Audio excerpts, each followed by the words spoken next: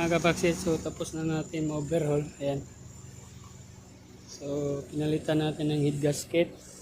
Piston ring, kaso yung piston ring, hindi na natin binalik sa standard kasi magpa-machine shop na tayo. So, ang ginawa natin ay mag-piston ring 0.25 tayo. Tapos yung piston, nayaan na lang natin na standard. So, nag-grind na lang tayo. So, check natin uli yung vibration. Ayan. Ito. Pangatlo. Ito yung mahina ang response. Pero try natin ngayon. Ayan. So, equal na silang tatlo.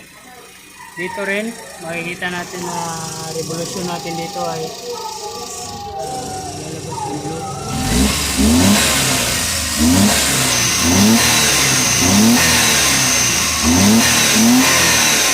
So, wala nang blue by na blue. At saka yung oil dito ay puti na rin. Yan.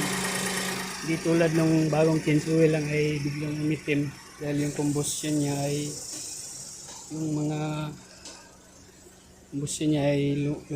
lagpas na sa ilalim piston. So yung usok niya, son, karib sa kung ka.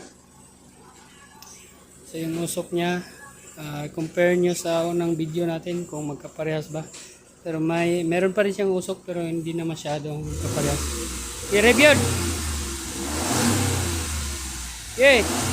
Paul yun ba? Review ba?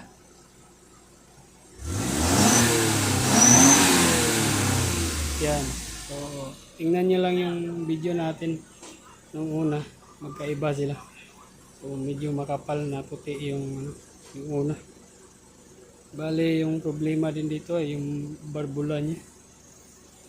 So, dapat sana pa-machine shop. Pero baka naman maging okay to. Ibalik man lagi. Kuhan, Reson.